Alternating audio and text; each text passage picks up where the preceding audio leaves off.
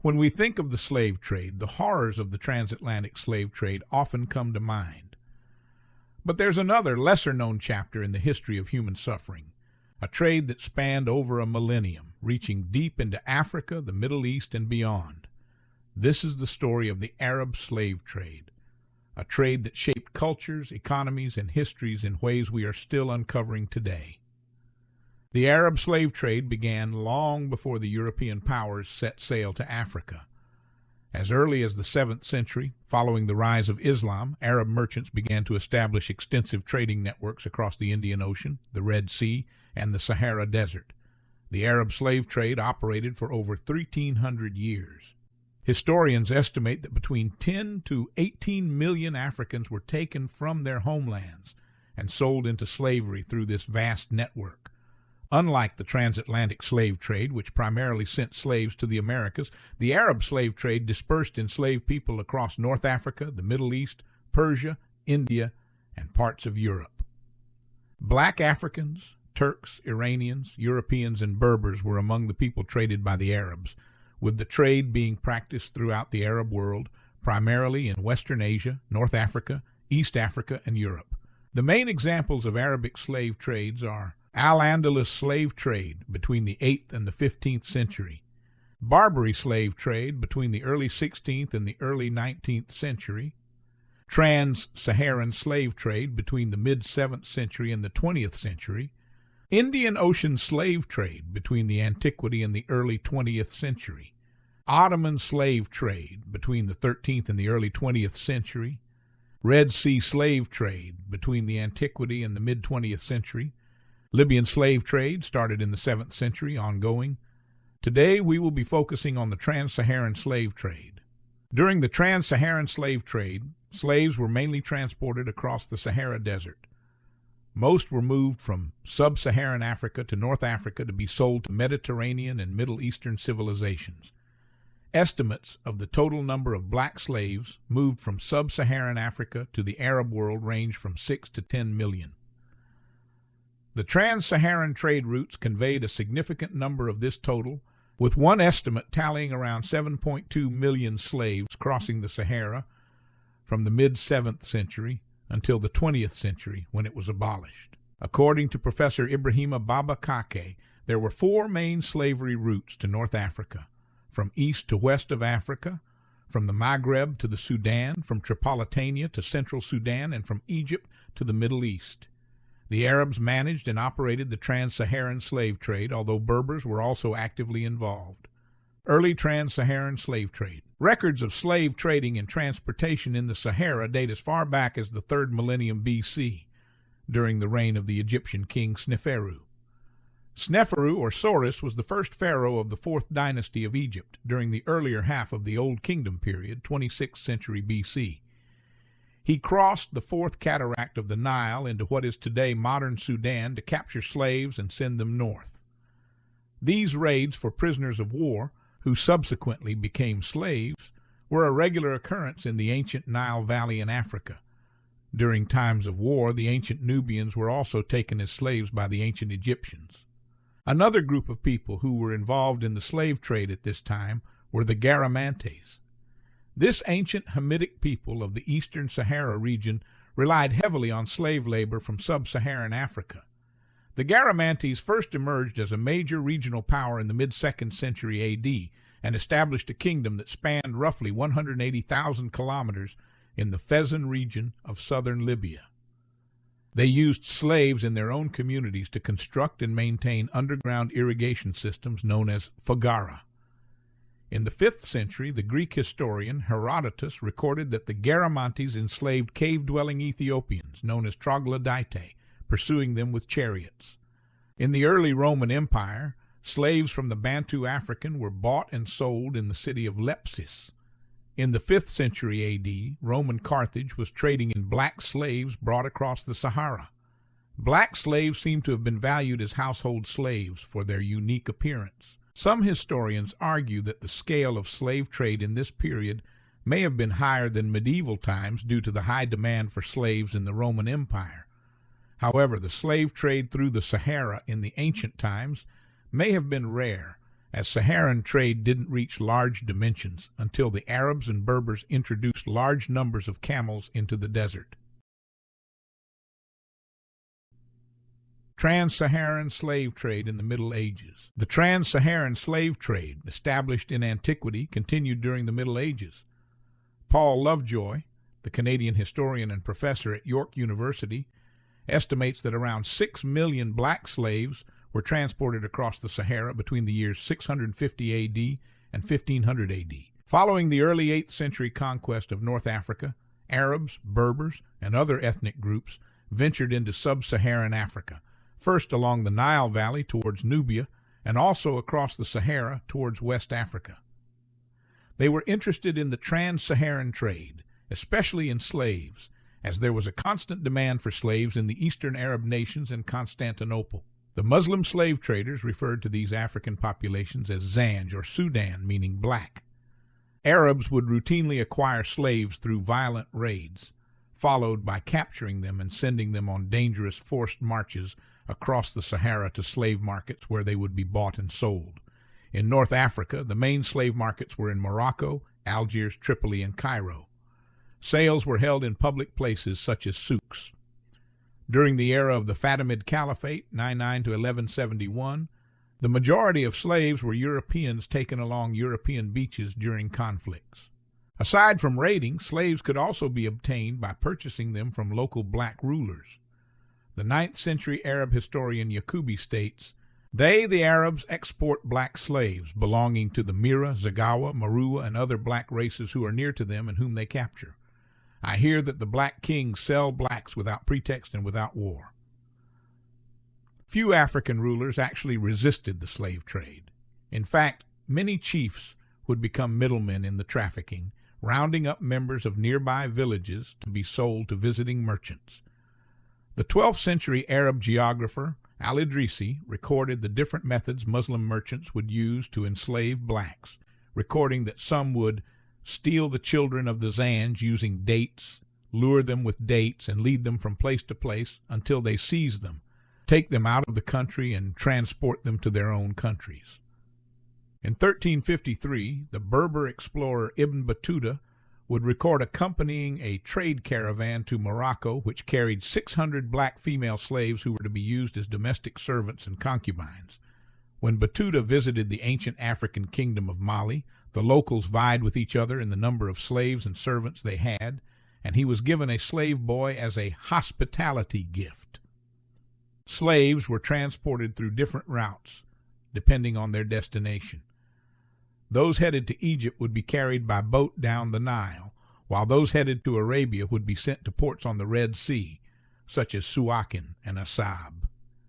Slaves headed to North Africa would have to take the Saharan trade routes, which had been in use since around 1000 B.C. These include routes such as the ones from Tripoli, Gadam's, Gat, Hogar, Gao, connecting modern-day Libya to Nigeria, the Tripoli-Fezzan-Bornu route connecting Libya to areas of what are today Chad, Niger, and Cameroon, and the east-west route connecting Egypt to Ghana, Mali, and Songhai. Kanem-Bornu-Zawila was another route to North Africa, as the Kanem-Bornu Empire in the eastern part of Niger was an active part of the Trans-Saharan slave trade for centuries, and the trade formed the basis of the empire's prosperity.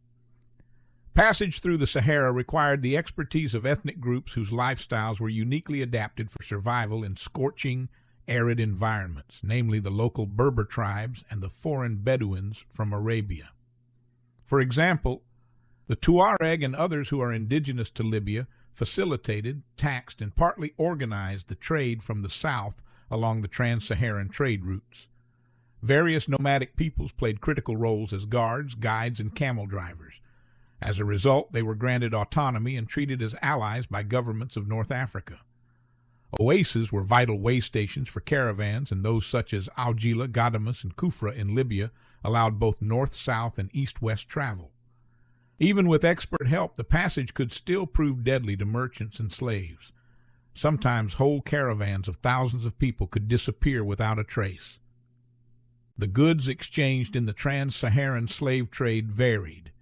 In the 10th century, the Muslim scholar Mutahhar ibn Tahir al-Maqdisi described the trade between the Islamic world and Africa as consisting of food and clothing being imported into Africa, while slaves, gold, and coconuts were exported out of Africa.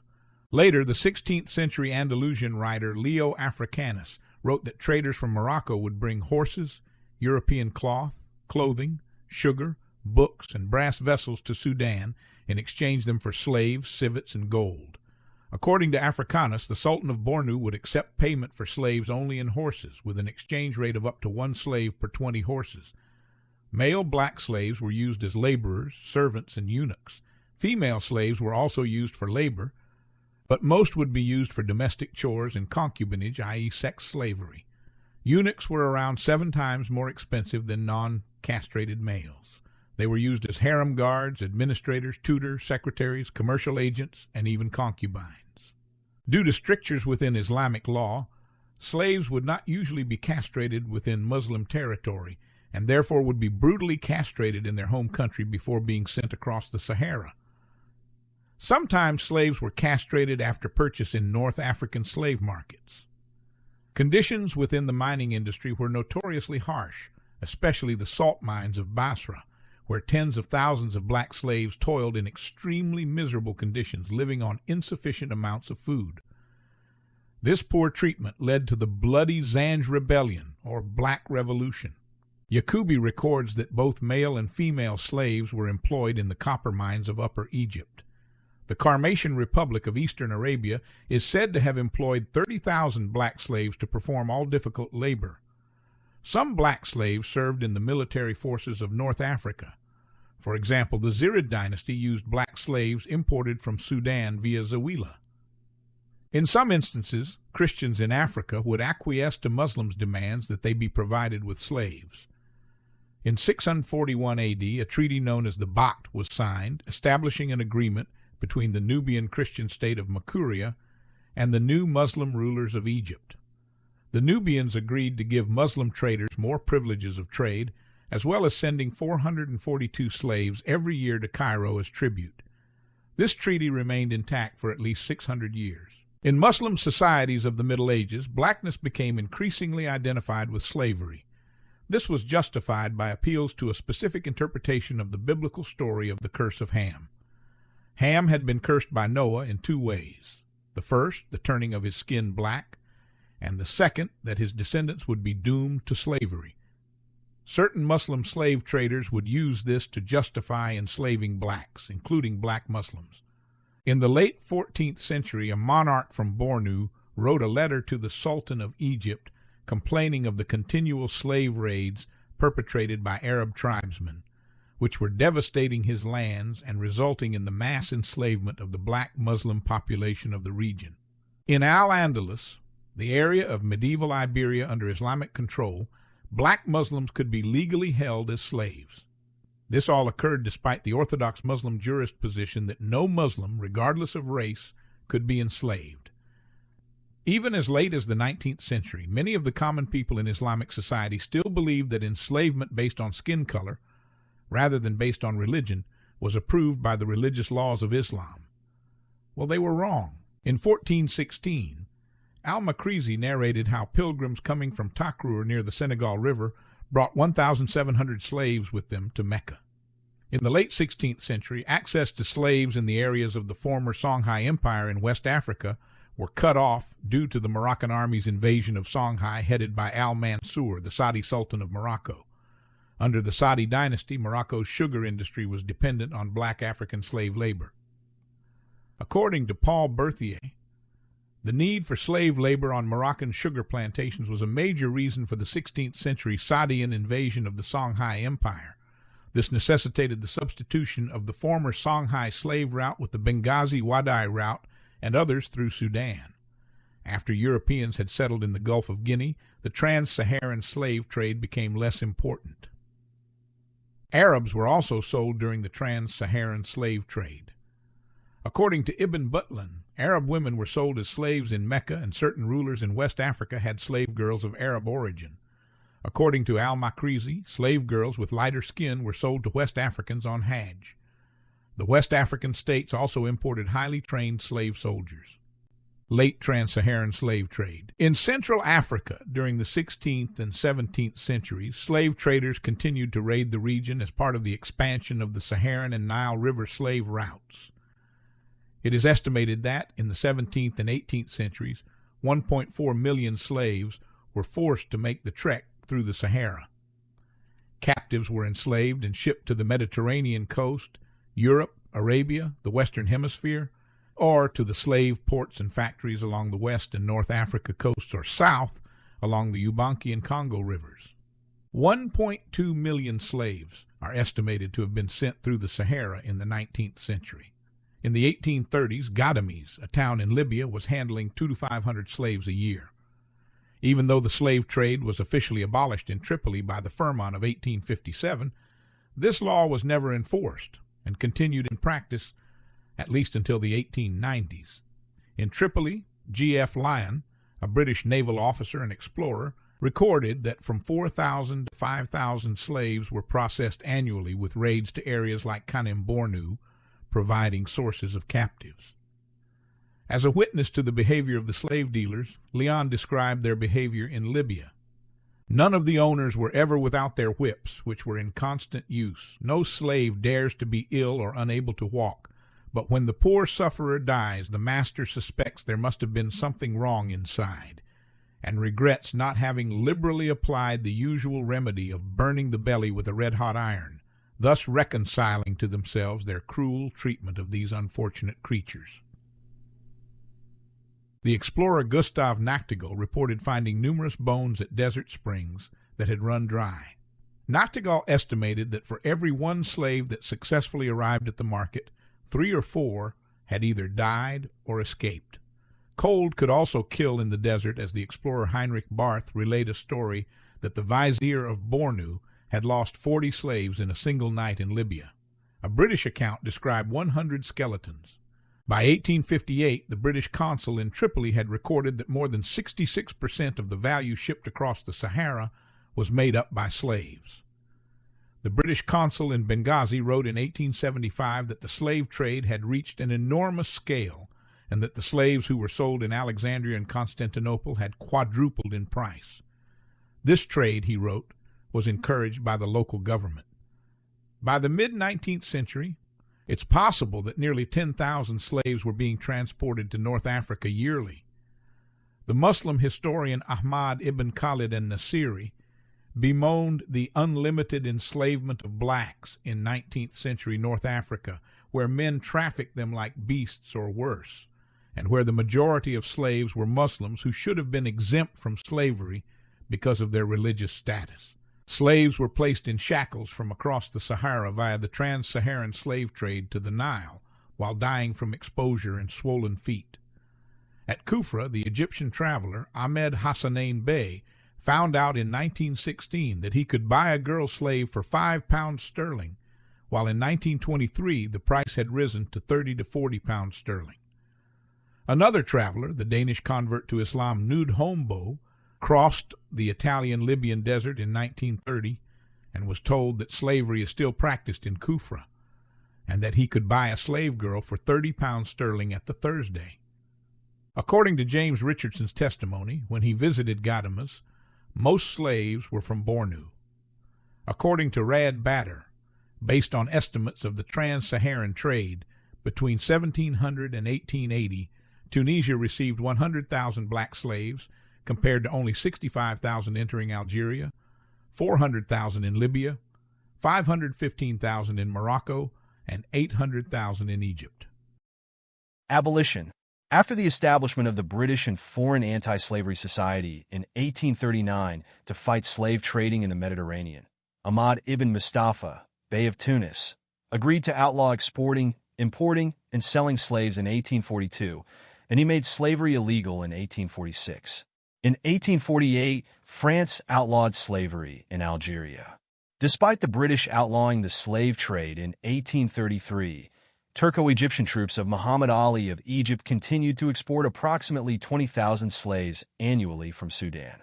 Merchant princes such as Al-Zubair Rama Mansur, appointed Khedive in 1873, controlled trade in Bahr el Ghazal and the routes to Kordofan and Darfur.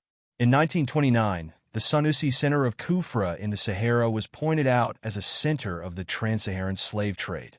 The Italians reported to the Advisory Committee of Experts on Slavery in the 1930s that all former slaves in Italian Tripolitania were free to leave their former Arab owners if they wished, but that they stayed because they were socially depressed. The oases of Cyrenaica and the interior of Sanusia, the Trans-Saharan slave trade had been erased in parallel with Italian conquest, during which 900 slaves had been freed in the Kufra slave market. In 1936, the report to the Advisory Committee of Experts on Slavery from the French, British, and Italian stated that they all surveyed the water along the caravan routes in the Sahara to combat the Trans-Saharan slave trade from Nigeria to North Africa. In 1938, the French claimed that they had secured control over the border areas alongside Morocco and Algeria and effectively prevented the Trans-Saharan slave trade in that area. Slavery was not abolished in Mauritania until 1981. In the 1980s, during the Second Sudanese Civil War, there was a resurgence of the Sudanese slave trade under the National Islamic Front and groups such as the Bakara and Rizagat. Slavery in the post-Gaddafi Libya. Since the beginning of the Libyan Civil War of 2011, that saw the overthrow of Muammar Gaddafi's regime by NATO-backed anti-Gaddafi forces, Libya has been plagued by instability, and migrants with little cash and no papers have become vulnerable. Libya is a major exit point for African migrants heading to Europe. The International Organization for Migration, IOM, published a report in April 2017 showing that many of the migrants from West Africa heading to Europe are sold as slaves after being detained by people smugglers or militia groups. African countries south of Libya were targeted for slave trading and transferred to Libyan slave markets instead. According to the victims, the price is higher for migrants with skills like painting and tiling. Slaves are often ransomed to their families, and in the meantime, until ransom can be tortured, forced to work, sometimes to death, and eventually executed or left to starve. Women are often raped and used as sex slaves and sold to brothels and private Libyan clients. Many child migrants also suffer from abuse and child rape in Libya. In 2017, CNN received a video of a slave auction in Libya. A human trafficker told Al Jazeera hundreds of migrants are bought and sold across the country every week. Migrants who have gone through Libyan detention centers have been severely abused, including electric shocks, burns, lashes, and even skinning. A Libyan group known as the Asma Boys have antagonized migrants from other parts of Africa from at least as early as 2000, destroying their property. Nigerian migrants in January 2018 gave accounts of abuses in detention centers, including being leased or sold as slaves. Videos of Sudanese migrants being burnt and whipped for ransom were released later on by their families on social media. In June 2018, the United Nations applied sanctions against 4 Libyans, including a Coast Guard commander, and 2 Eritreans for their criminal leadership of slave trade networks. The legacy of the Trans-Saharan slave trade. The legacy of the Trans-Saharan slave trade is still visible today. In places like Morocco, Tunisia, Sudan, and Mali, descendants of enslaved Africans form part of the cultural and ethnic mosaic. However, many of these communities still face discrimination and are often marginalized within their societies. Understanding this legacy is crucial, not only to confront the historical injustice, but to acknowledge the ongoing impact that the Trans-Saharan slave trade has had on the cultural and social fabric of Africa and the Arab world. Thank you for watching. If you found this video insightful, don't forget to like, share, and subscribe for more deep dives into history's hidden stories.